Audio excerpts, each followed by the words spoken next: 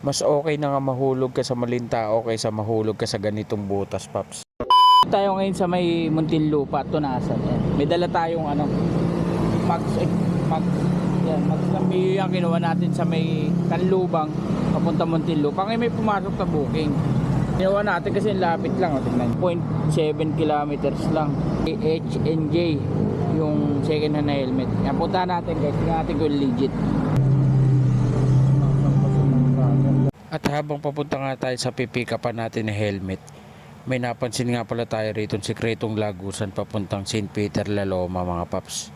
Ayan, pag na-shoot ka dyan sigurado shortcut ang aabuti mo papuntang La Loma. Ayan yung MS plate nakalaglag mga paps. Delikado yan pag pumasok yung gulong ng motor dyan sigurado aksidente o kaya sasakyan. Pag nahulog dyan yung isang gulong sigurado sira ang bumper dyan. Kaya hinintuan natin mga paps. Delikado talaga yung mga metal plate sa kalsada. Bukod sa madulas na kapag basa, ayan, ganyan pa nangyayari. Matagalan nahuhulog na siya parang ikaw. Char. Dapat siya marangan ng phone.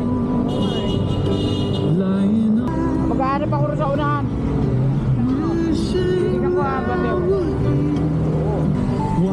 At ayun nga sa hindi kalayuan nakakita tayo rito ng plastic barrier. Yan, sa SM yan eh. Kaya sinubukan natin ipagpaalam na pwede iharang muna ron. Kaso sa kasamaang palad, hindi rin madesisyonan ng guard. Kaya tinanong ko na lang siya kung bakit walang mercury drug si SM. Ang sagot niya naman hanggang alas 10 lang kami, 24 hours yung mercury drug, di napuyat kami. Kaya umalis na tayo at naghanap ng ibang paraan.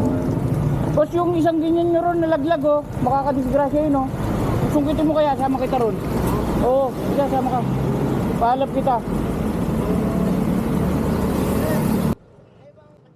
At sa wakas dumating na nga yung mga tiga-sungkit. At pagbalik natin may mga pulis na nga at barangay tanod. Salamat sa mga pulis na umalalay dito. Ayan, at nakita natin nahihirapan sila kaya nakailap na tayo. Kaya tinapakan na natin yung MS plate. Kasi di ba sa teleserye, kung sino pa yung tinatapakan at tinaalipusta siya pa yung umaangat. Bali 2 pulis na pala tumapak. Kaya isa naka-polo shirt na pulis Muntinlupa at yung isa naman naka-blue na jacket pulis Makati, Makatindik. Sa mga hindi pala nakakaalam mga paps, bago mapunta sa pagiging delivery rider, 10 taon ako nagtrabaho sa Bakalan kaya alam ko kung paano tupiin sa walo, putulin at pagulungin ng mga bakal.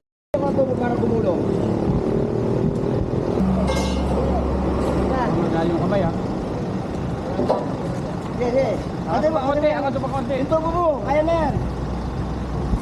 Pap sa parte na to, iwanan natin sila kasi papunta na tayo sa pag-pick up natin ng helmet. Dito na ako si Dali, paano ako mapupunta dyan?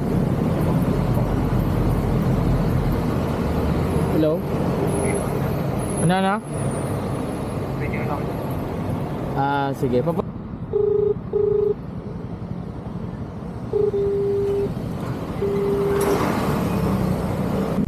Guys, hindi nagpakita. Nerwiso lang. Sa tingin ko paps lumabas kanina yung kaso nakita tayo na may dalang camera kaya hindi na nagtuloy. Kaya ayun, hindi na nagpakita. Sige na, hanggang dito na lang mga paps. Bye bye.